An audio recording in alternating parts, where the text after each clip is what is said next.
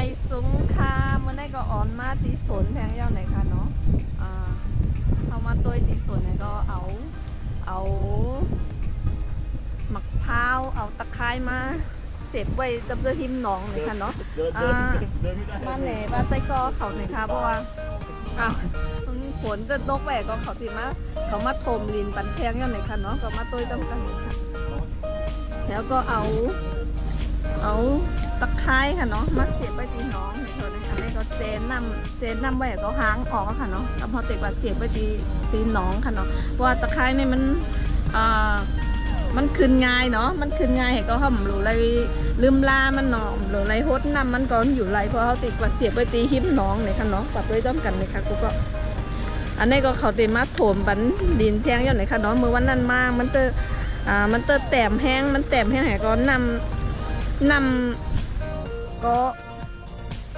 บูวันนั้นค่ะเนาะอันมาไทยแหนงค่ะเนาะมันเป็นองค์มันเป็นเอียงกันหนาแหก็เขาก็มาถมบันแทงเลยค่ะเนาะแล้วก็คันแม่เขาก็มาขุดท่อน้ำทิ้งเยาเลยค่ะเนาะปกติเอาท่อมาใส่ในเขาอะแล้วก็ซ้อมเอียงไปก่อนไปไล่ค่ะเนาะเขาก็เตะมาเอาตะไคร้เจ้าไหนก็มาเสียบไว้จำเสื้อหิ้มหนองก่อนเลยค่ะเนาะแล้วก็เอามาอุ่นมาผูกไว้เลยค่ะเนาะก็มากับตัวจ้อมกันค่ะอ่อนแม่ปลาบอลุงมาตัวเขาใครมาตัวตีนี่เขานี่ดูรอบที่เราได้อันนี้เขาก็มาถมบันแทงอันไหนค่ะเนาะมือวันนั้นมาแปมเห็นไหมคะนะเขามาถมเยาก็เขาก็เนี่ยมันก็จะอุ่งค่ะนะ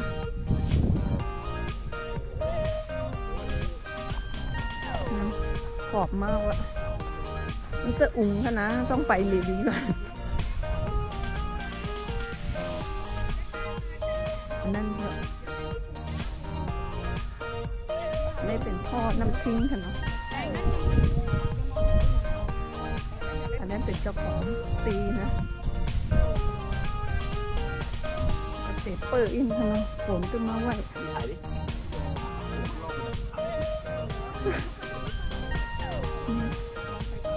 มีแต่หอยนี่อันนี้ว่าเอาไปขายว่างๆดึงขึ้นมานอนไหนปลาน้อยตายเลยเหรอโอ้มีปลาหอยจุ๊บกุ้งแล้วปล่อยปล่อยดิโอ้มีกุ้งวางดู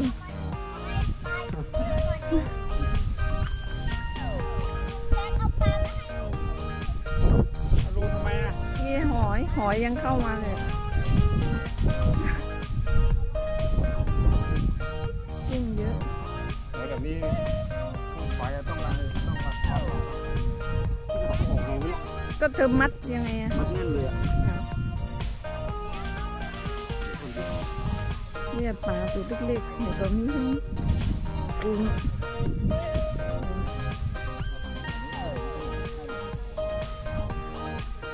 ปลาตายเลยอ่ะ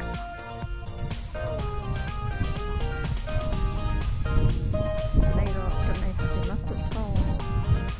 น้ำระบาย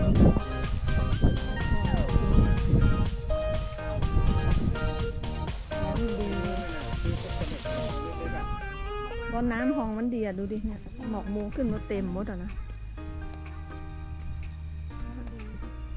นี่น่าเลยจะถมเข้าผ้าน้ำดีหอยอ่ะตัวใหญ่ตัวเดียวอันนี้มีคนมาจองแล้วแต่ว่าเขาบอกถ้าเอาก็คือเอาที่ได้ติดกันเขาแค่แบบพูดเฉยๆว่าเอาไงแต่ว่ายังไม่มายังไม่โอนเงินเนาะเอาติดกับซอมอันนี้เอามาค้าหอมอันนี้กำไตคุณพ่อว่าไหมแก้วตัวกำไตอ่ะไตก็เป็นพักไฟนะพักไฟอ๋อพักไผ่หอมว่าปลูกกัน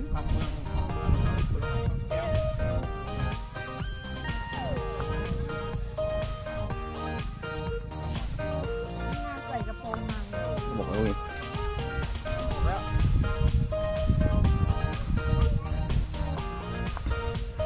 ผมก็ คอนะเนี่ยคอนะมุมเนี่ยคอเนี่ยที่เขาขึ้นไว้ไปพายอ่ะ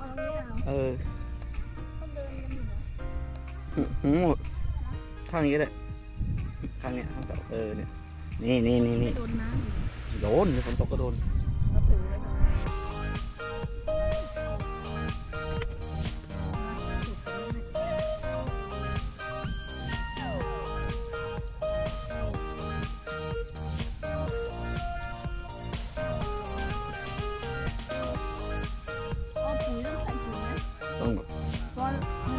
ไม่ต้องหรอกแต่พักนี้มันขึ้นง่าย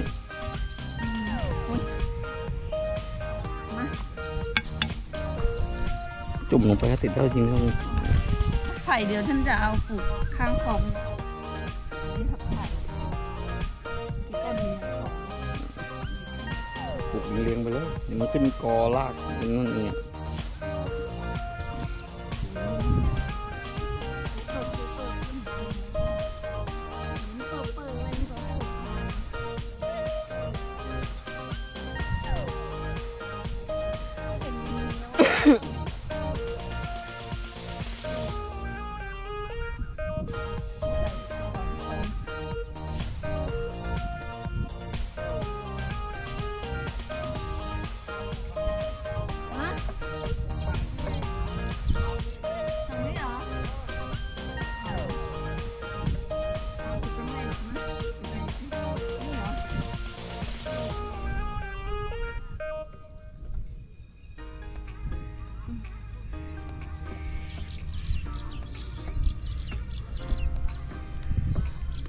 มา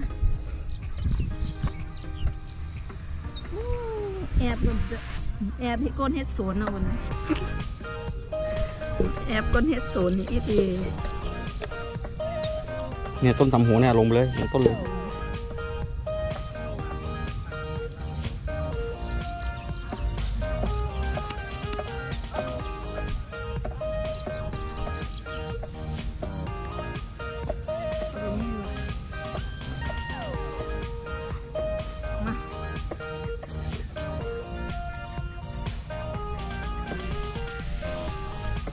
ปลูกเนี่ยเอามันจุ่มแค่นี้วะไม่เป็นไรเพราะมันมีรากอยู่แล้ว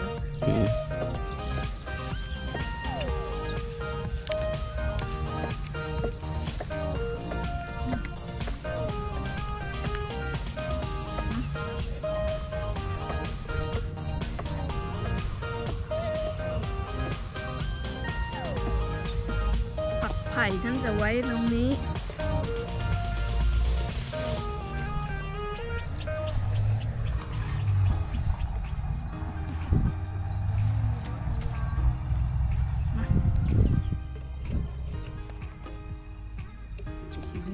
ปลูกไว้ตรงนี้อะไรมาก็ถึงกรแล้วเนี่ยข้างตะไคร้เนี่ยมันเต็มปลูกไว้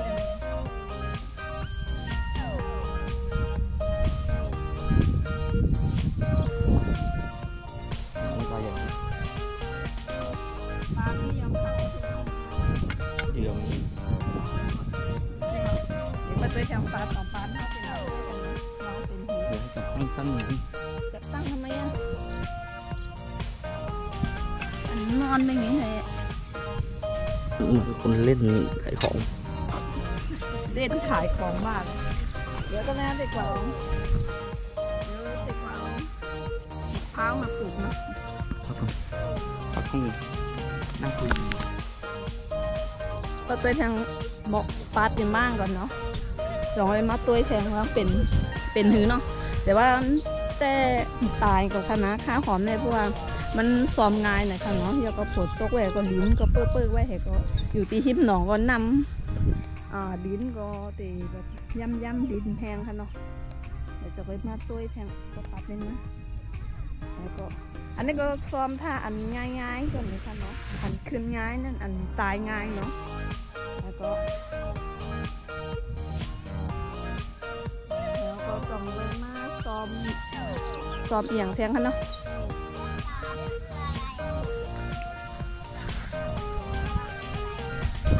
แล้วก็ลิ้นเขาก็เติมมาโถมบันได้ค่ะเนาะ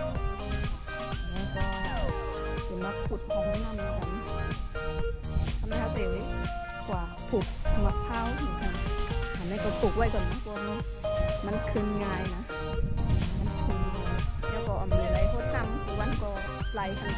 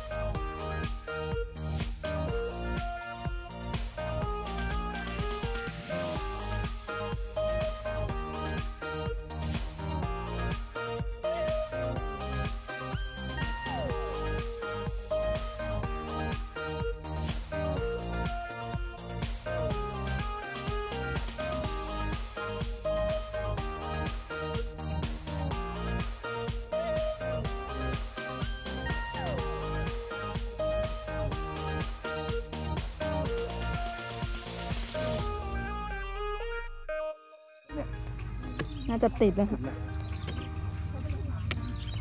ไม่ถ้าเราอยากปลูกก็ให้แจ็คลงไปขุดมาปลูกเลย อ๋อ เนี่ย โบ บัวนู้นอ่ะ ไม่เอาดีกว่า เดี๋ยวมันลามเต็มลามไว้ ไปลากนั่นมาก็นั่นก็ไปลากดึงลากมันมาโยนเข้ามันก็ติดแล้ว ปล่อยไว้มีคลองดีแล้ว เดี๋ยวมันลามเต็มหนองเลยนะ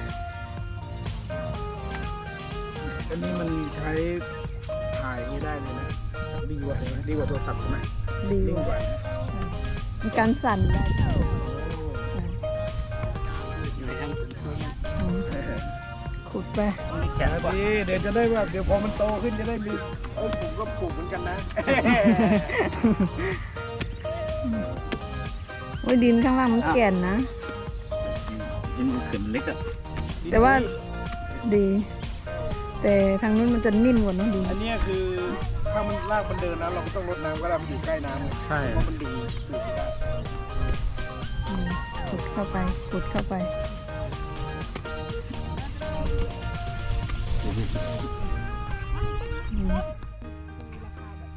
มันสวยทรงมันสวยไอ้ทรงมันสวยแล้วก็ มี มัน เกือบทุกหมู่บ้านเลยนะ ซุ่มเป็นไงสองทางดี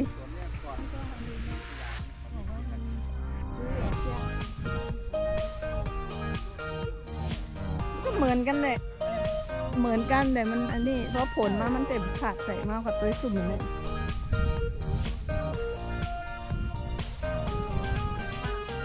อ่อนเมปลาเข้ามาตัวตัวหญิงกันเลยเก๊กไว้ซื้อแบบซื้อจะแบบว่าทำสัญญาเห็นเนาะเสียมาเสือมาตัวซุ่มค่ะตัวซุ่มสิ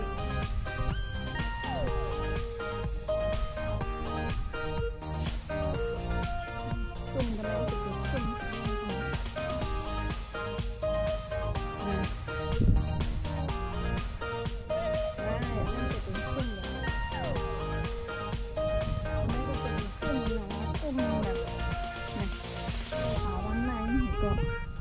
สร้างไม้แห้งไว้สองผ่านเนาะ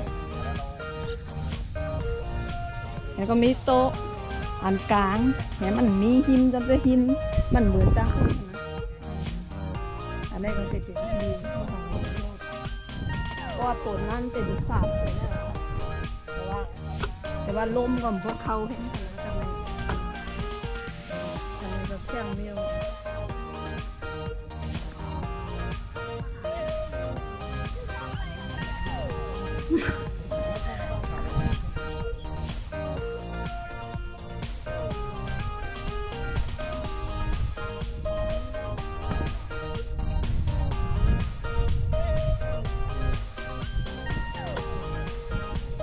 เย็นก็ลมเย็นอยู่นะ